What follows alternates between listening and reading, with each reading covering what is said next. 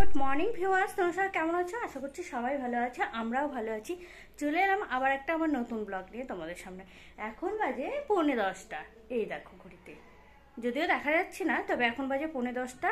রান্নাবান্না কিচ্ছু হয়নি। সকালে উঠে গেছিলাম বাজারে, এই যে ড্রেসটা কখনো চেঞ্জ করে এসে ওদিকে গুড্ডুকে পড়তে বসিয়ে দিয়ে তারপরে বাজারে গেছিলাম। ওই এই এই এই ওই ছেলে, এই ছেলে ও প্যান্ট পরে আছে ভিতরে। তো চলো আজকের ব্লগটা দেখতে থাকো, আশা করছি ভীষণ ভালো লাগবে। আর ও হ্যাঁ, বাজার থেকে কি কি নিয়ে এলাম চলো তোমাদের সঙ্গে এক ঝলক শেয়ার করি। আজকে গুড্ডুর ফেভারিট মাছ নিয়ে এসেছি। গুড্ডু তো চিংড়ি মাছ অনেকদিন ধরে করছিল, তো পাওয়া যাচ্ছিল না, আর পাওয়া গেলেও সময় থাকতো না হাতে। এবার কাটা বাছাও করতে হবে, সেই জন্য স্কুল থাকে, সেই জন্য সব দিন নিয়ে আসাও সম্ভব হয় না। এবার বড় মাছ নিয়ে নেই, তারপরে ভাবি চিংড়ি মাছটা নিয়ে গিয়ে কখন কাটবো, এর জন্য আর নেওয়াও হয় না। তো আজকে অবশেষে নিয়েছে, আজকে যেহেতু স্কুল নেই, আর আজকে বার হলো সোমবার। তো আজকে তো সোমবার করে গুড্ডুদের স্কুল থাকে না, তো সেই কারণে আজকে নিলাম। অনেক সময় আছে হাতে, সারা সকাল ধরে বাজবো, বসে বসে কাটবো, এক কথায়। আরও এক ধরনের মাছ নিয়েছি, চলো তোমাদের দেখাই। আর ভাত বসাতে হবে এখন, কেননা অনেক বেলা হয়ে গেছে, খিদে পেয়ে গেছে প্রচুর। পুরো হয়ে গেছে, আগে দেখবো তারপরে টিভি। ঠিক আছে, ওকে পড়তে বসিয়ে দিয়ে গেছিলাম, ওর হোমওয়ার্কগুলো দেখে নেই, তারপরে বাকি কাজগুলো করব। চলো। সকাল টাইমে অনেক কাজকর্ম করতে বাকি থাকে, যেমন বাসন মাজা, রাত্রির বাসন মাজা থেকে অনেক কিছু, সব কিছু সামলে টামলে তারপরে বাজারে যেতে হয়। তো আজকেও সেই মতো বাজারে গেছিলাম, বললামই তোমাদের। নিয়ে এসেছি 2 রকম মাছ বাজার থেকে। একরকম ওই যে কী বলে রায়খঞ্জন না কি, ওই মাছগুলো মানে ছোট ছোট বাটা টাইপের, আর একরকম আর একটা তো বললামই তোমাদের প্রন মানে চিংড়ি মাছ। আর এদিকে নিয়ে এসেছি টাটকা টাটকা বেগুন, আর একটা লাউ নিয়ে এসেছি। জানো তো, লাউটা হলো খাবো চিংড়ি মাছ দিয়ে। তো চিংড়ি মাছটা দেখে আজকে করব না কালকে করব, তবে কিছুটা ভেজেও দিতে হবে চিংড়ি মাছ, কেননা কিছুটা না ভেজে দিলে গুড্ডু তো সেই চিংড়ি মাছ ভালোবাসে গুড্ডু অনেকটাই, তাই ও বায়না করবে যে চিংড়ি মাছ এনেছো, আমাকে কেন ভেজে দাওনি। আর এদিকে নিয়ে এসেছি পুঁই শাক, লাউ শাক, আর বাজারে কত রকম টাটকা টাটকা এখন সবজি, ফুলকপি। আর এদিকে নিয়ে এসেছি পেঁয়াজ রসুন। মূলত আমার পেঁয়াজ রসুন, আদা লঙ্কা আর মাছের জন্যই বাজারে যাওয়ার তাড়া ছিল।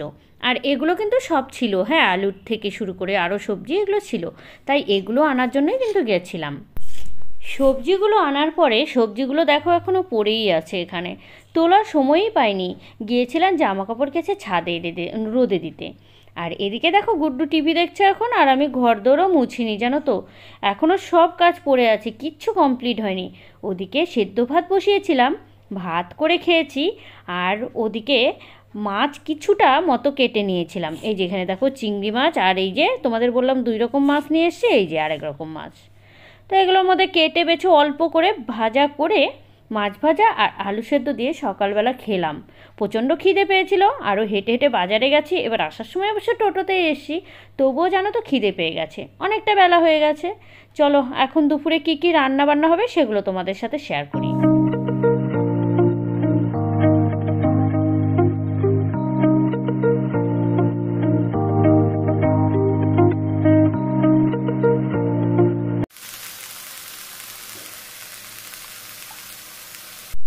রান্নাঘরে চলে এসে রান্না করছি আজকে ওই যে লাউ শাকটা দেখলে, ওটা কেটে বেছে পরিষ্কার করে নিয়ে এখন রান্না করছি।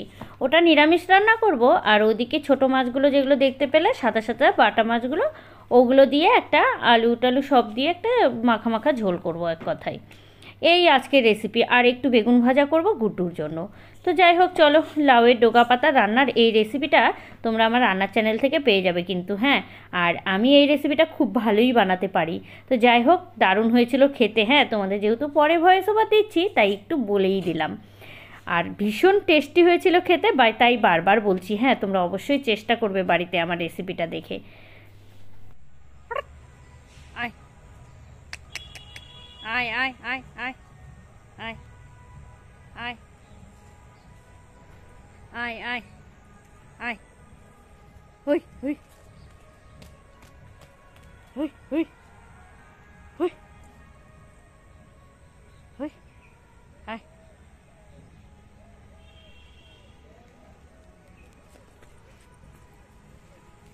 দাঁড়া দাঁড়া দাঁড়া দাঁড়া, হুই হুই হুই হুই হুই হুই। আয় আয় আয় আয়। গুড্ডুকে গানে দিয়ে এসছি, আর গানে দিয়ে এসে যেই জায়গাটাতে থাকি আমি রোজ, হসপিটাল মোড়ের ওইখানে, তো ওইখানে মাঠটাতে একটা ছাগল আমার পিছনে পিছনে এসে আমার সঙ্গে কি করছে দেখো, খেলা করছে।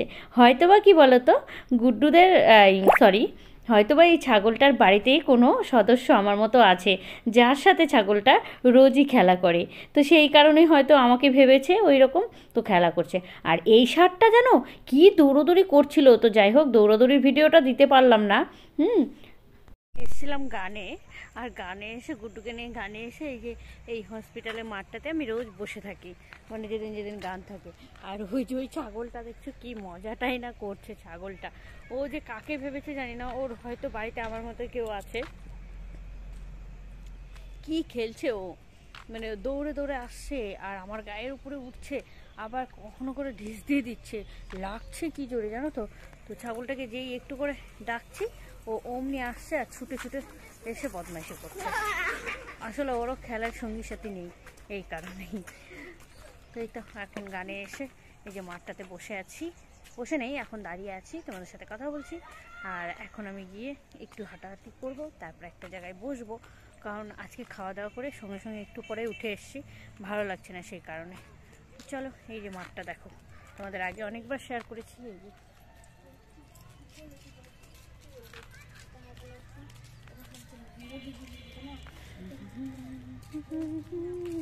এই জায়গাটা আমার ভীষণ ভালো লাগে, যতবারই আসি এই জায়গাটা থেকে যেতে ইচ্ছে করে না, বিশেষ করে গরমের দিনে আরও ভালো লাগে। এখানে খুব সুন্দর হাওয়া হয়, আর এই মাঠটাতে সবাই খেলাধুলো করে, খুব ভাল লাগে। এই গ্রামটার নাম দেখো, এই যে তোমাদের দেখিয়ে দিচ্ছি একটুখানি, আচকা গ্রাম পঞ্চায়েত এই জায়গাটার নাম। তো এটা হসপিটাল মোড়ের এইখানেই। তারপরে তিনে নেত্র, বাম নেত্র, তারপরে এদিকে গুড্ডুকে পড়তে বসিয়ে দিয়েছি, শুনতেই পেলে। আর এখন রুটি বানাবো, রাত্রি বাজে এখন প্রায় ওই 9:30 মতো হবে, তো আটা মাখতে হবে। আর একটু বেশি মতোই আটা মাখছি, কালকে গুড্ডুকে টিফিনে দিয়ে দেবো রুটি, আর ওদিকে সবজি, মানে আলুর সবজি কিংবা মটরশুঁটি টটরশুঁটি দিয়ে একটা সবজি দিয়ে দেবো। তো যাই হোক কী সবজি দেবো সেটা এখনও ঠিক করিনি, ওই কালকে সকালেই ঠিক করে নেবো। তো চলো এবারে রান্নাঘরে যাওয়া যাক, রুটিটা ভেজে নেই ফটাফট করে। আমি এভাবে 2-3টে রুটি কিন্তু একসঙ্গে ভাজি, হ্যাঁ। তো দেখো আমার রুটিগুলো কিন্তু ভালোই ফোলে। তো তোমরা কিন্তু আমাকে কমেন্টে জানাবে তোমরা কে কীভাবে রুটি ভাজো, ঠিক আছে। আর রুটিগুলো গরম গরম খেতে এত টেস্ট। তো যাই হোক চলো আজকের ভিডিওটা এ পর্যন্তই, দেখা হচ্ছে কালকে আবার তোমাদের সাথে নতুন একটা রেসিপি নিয়ে। তোমাদের সাথে গল্প করতে করতে আমার মোটামুটি রুটি ভাজা কিন্তু কমপ্লিট।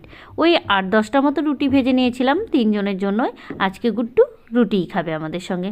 তো চলো আজকের ভিডিওটা এ পর্যন্তই, দেখা হবে আবার কালকে। Tata, good night.